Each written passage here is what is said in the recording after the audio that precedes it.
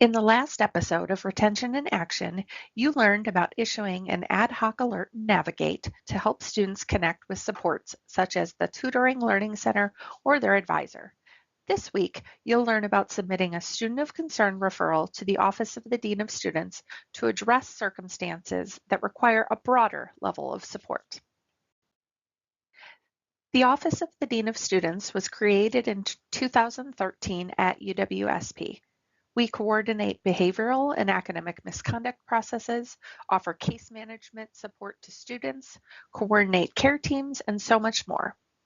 The Dean of Students serves as the hub of maintaining information about happenings on campus. This is a responsibility we take seriously so we can be most effective in our work for students and our campus community.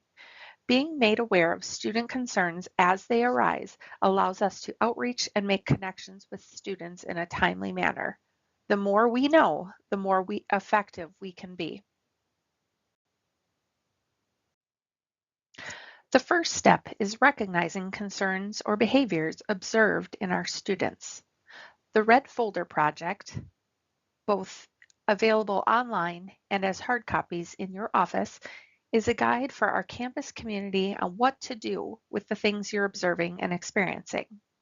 It helps you identify what's going on, address concerns in the moment, and share information with our office, in addition to sharing resources available to our students. Making referrals, which I will talk about next, helps us better understand what is going on so we can maintain documentation and engage in interventions when appropriate. When students are in crisis, or the red column, emergency procedures should be utilized. This is when you might call 911 or university police for immediate assistance. For behaviors falling in the disruption category, or the yellow column, these situations are best handled by setting expectations, enforcing boundaries, addressing behavior that steps outside of those expectations, and when necessary, engaging with the conduct process. Finally, behaviors that fall into the distress category, or the green column, is where we find most of our work. This is where we engage with students, talk with them in a non-judgmental and caring way, and make referrals for additional support. You may be wondering what kinds of things we would like you to share with us through a Student of Concern referral. There is a variety of options on the Student of Concern referral itself, from academic to mental health to disordered eating, grief and loss, family and financial concerns, any kind of hospitalization, process assistance, and harm to self or others. Remember, if there is a crisis or immediate safety concern, call University Police or 911 first. Once a crisis has been handled and things settle down, then make the referral. You can make a Student of Concern referral in two ways. First, visit the Dean of Students Office website, click on the Reporting tab, and you will see all of the reporting forms available to you, including the Student of Concern referral for all three of our campuses. For lower level academic performance concerns only, things like not attending, not turning in assignments, or failing the class, start with a Navigate alert. Navigate is an academic support platform, and you can make referrals directly to academic support resources in there. Otherwise, go ahead and submit a Student of Concern referral. When we receive a referral, this helps us by being able to outreach to students early and often for added support. This also helps you by easing a handoff so you can get back to the work related to your role, and you know that you are not the only one holding information, especially if things escalate. Additionally, your referrals help the work of our teams. We have care and threat assessment teams who are working to ensure that our campus is safe and concerns are addressed in a timely manner. The other way you can submit a Student of Concern referral is directly through Navigate. So if you are in there on a student's profile, on the right-hand side, you will see a Submit Student of Concern referral link. You can simply click on that and it will bring you directly to the reporting page. Our office maintains documentation separately and intentionally from Navigate. Information like mental health diagnoses, hospitalizations, traumatic events, and other very personal details are not appropriate for broad audiences, including faculty and staff who do not have an educational need to know. We are always happy to consult, and if you wish to know whether or not a student is connected to our office already, just ask.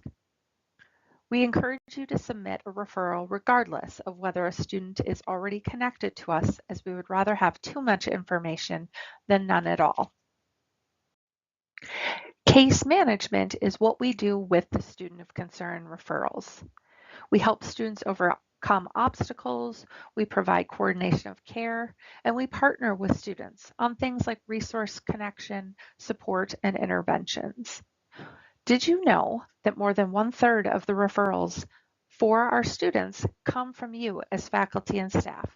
So thank you. We appreciate your noticing and sharing with us students that you feel need added support. As you can see, the challenges students face sit on a vast continuum from fairly simple and straightforward questions to incredibly complex and long-lasting. Regardless of the year, every year we see the same top 4 issues with our students: mental health concerns, academics, medical, and family or grief and loss.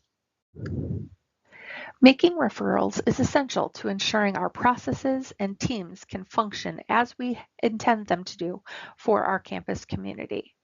We think of the work we do as a puzzle.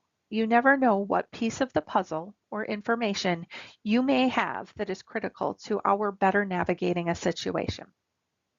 And yes, FERPA allows us to know things.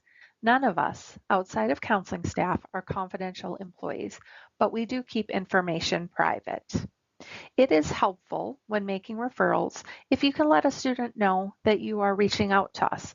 This increases the likelihood that they will respond to our outreach, and it helps them know that you cared enough to notice that they could use some added support. One question we get asked is, what do I do if a student feels I have violated their trust or that they feel upset with me because I have made the referral? Please remind students they are not in any trouble when you are making a student of concern referral, and your goal is to get them connected to added support for their success and well-being.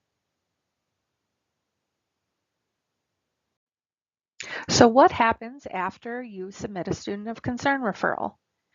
Once we receive that, we start working on the case. Know we've got it so you can get back to your role.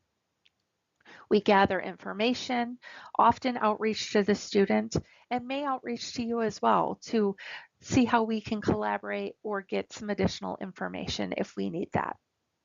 In working one-on-one with our students, our goal is to get them to know them holistically. We work together on challenges, we connect them to resources both on and off campus, and we often have ongoing connections, especially for those who need higher levels of care and support.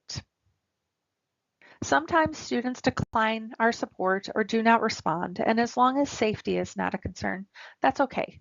We share resources and always leave the door open for connection, if and when they are ready. So that's it. Thank you for all of the work that you do to support our students, make referrals, and always remember, if you ever need to consult on a situation involving one of our students or have questions or concerns, reach out and we are happy to help.